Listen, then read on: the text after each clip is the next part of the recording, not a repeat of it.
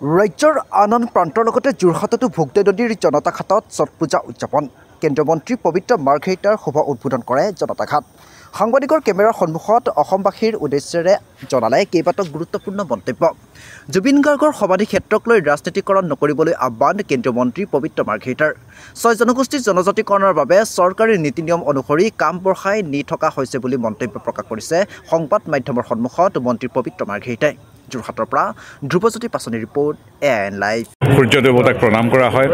ছট মায়াক প্ৰণাম জনোৱা হয় পূজন কৰা হয় বন্দন কৰা হয় এইটো পুৰাতন ভাৰতীয় সংস্কৃতিৰ এক অভিন্ন অংগ বিশেষকৈ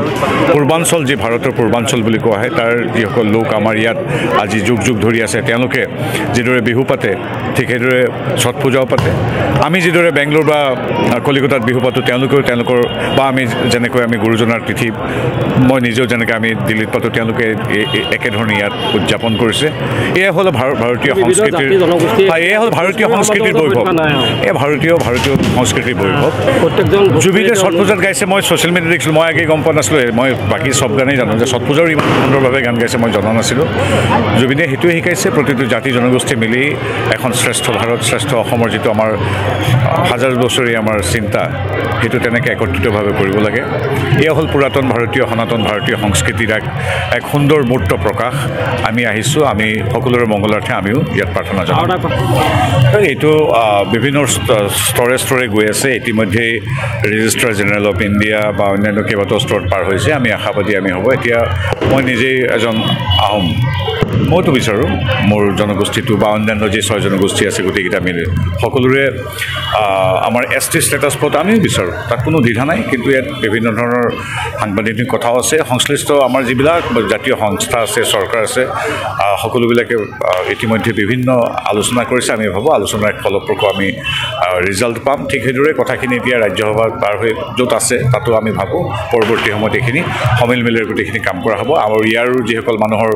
আমাৰ ইতিমধ্যে ST হৈ আছে তেওঁলোকৰ যাতে এক বিন্দু ক্ষতি নহয় সেইবিলাক কথাও আছে গতিকে সমাজৰ প্ৰতিটো জাতি জনজাতি কাৰো একো এক বিন্দু হানি বিঘিনি নোহোৱাকৈ আমিও বিচাৰোঁ যাৰ যাৰ প্ৰাপ্য আছে ST তেওঁলোকে পোৱাটো উচিত গতিকে সেইটো এটা কথা আৰু বাকী থাকিলে SOPৰ কথা হয় আমাৰ জুবিন প্ৰেমিক যিসকল প্ৰত্যেকেই জুবিন প্ৰেমিক 3 কোটি 5 লাখ সেইটো মোৰ পৰা মুখ্যমন্ত্ৰীলৈকে গৰিমা গাৰ্গৰ পৰা আপুনি সাংবাদিক বন্ধুজনলৈকে আমি সকলোৱে ন্যায় বিচাৰোঁ ন্যায় দিব ন্যায়ালয় আমি বিশ্বাস ৰাখোঁ ন্যায়ালয়ৰ ওপৰত ভাৰতীয় ন্যায়পালিকাৰ ওপৰত বিশ্বাস আছে আৰু বাকীখিনি কাম আমি জল পটপটকৈ মুখ্যমন্ত্ৰী মহোদয়ৰ নেতৃত্বত কেনেকৈ হৈ আহিছে এদিনৰ ভিতৰতে তেখেতৰ নচৰদে জুবিন গাৰ্গৰ নচৰদে অনাৰ পৰা SIT গঠন কৰা ন্যায়িক আয়োগ গঠন কৰা তাৰপিছত যিসকল 11জনৰ ভিতৰত 10জনকে আনি সোধপোছ কৰা আমাৰ SIT টীম ছিংগাপুৰলৈ যোৱা যিসকল অভিযুক্ত তেওঁলোকক তাৎক্ষণিকভাৱে আজিৰ তাৰিখত তেওঁলোক হাজতত আছে সেই সকলোবিলাক কাম নিয়াৰিকৈ হৈ আছে এতিয়া পৰৱৰ্তী পদক্ষেপটো হ'ব ন্যায়পালিকাৰ আমি ভাবোঁ ন্যায়পালিকাৰ দোষীক কঠোৰতম শাস্তি দিব যদি দোষী আছে আৰু মূল ৰহস্য উদ্ঘাটন হ'ব এইখিনি আমি প্ৰত্যেক অসমীয়াৰ দৰে আপুনি মই সকলোৱে বিচাৰোঁ আৰু থাকিল জুবিন ক্ষেত্ৰটোৰ কথা মই মুখ্যমন্ত্ৰী মহোদয়ক জুবিনৰ বন্ধু হিচাপে ধন্যবাদ জনাওঁ যিদৰে তেওঁ 20 লাখ মানুহৰ সৈতে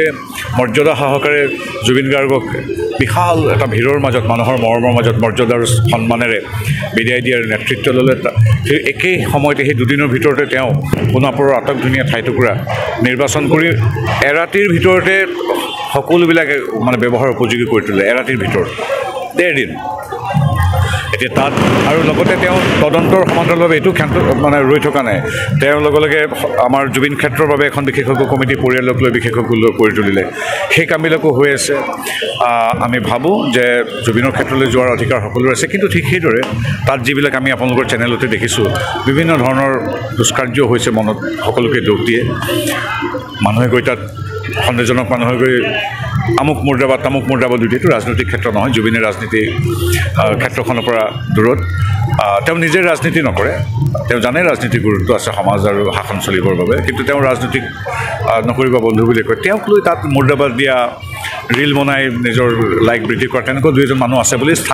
আমাৰ সংবাদ মাধ্যমত প্ৰকাশ পাইছে আৰু স্থানীয় মানুহে কৈছে যে জুবিনৰ প্ৰাণৰ কাৰণে আমি ইমান মৰম আৰু শ্ৰদ্ধা দিছোঁ আমি সদায় জীৱনভৰ সেই ঠাইটুকুৰা ৰখীয়া হৈ থাকিম অসমবাসীৰ লগতে আৰু তাত দিনে নিশাই হোৱাটোৰ স্থানীয় মানুহ বা প্ৰশাসন পুলিচ আনকি জুবিন প্ৰেমীসকলেও কৈছে যে অলপ নিয়মানুৱৰ্তিতাত চলিলে ভাল সকলোৱে বিচাৰে আৰু SOP বুলি নহয় আইন কানুনটো আছে তাত গৈ আৰু যদি আপুনি নকওঁ মই এতিয়া মানে জুবিনৰ লগত এইবিলাক কথা ক'বলৈ ভাল নালাগে তাত গৈ যদি সুৰা খাই যদি তাত উদ্ভণ্ডালি কৰে স্থানীয় ৰাইজ বুলি নহয় কোনো জুবিন প্ৰেমীয়ে নাভাবে গতিকে কিছু নীতি নিয়মৰ মাজত চলাটো ৰাইজেও বিচাৰিছে প্ৰশাসনেও বিচাৰিছে তাক কোনোবা বিৰুদ্ধাচৰণ কৰি কথা কৈছে তেওঁৰো সেইটো অধিকাৰ আছে গতিকে আমি ভাবোঁ কম দিনৰ ভিতৰতে সকলোবিলাক চিজিল লাগিছে ইতিমধ্যে যিকোনো খবৰ আৰু বিজ্ঞাপনৰ বাবে যোগাযোগ কৰক 7896121996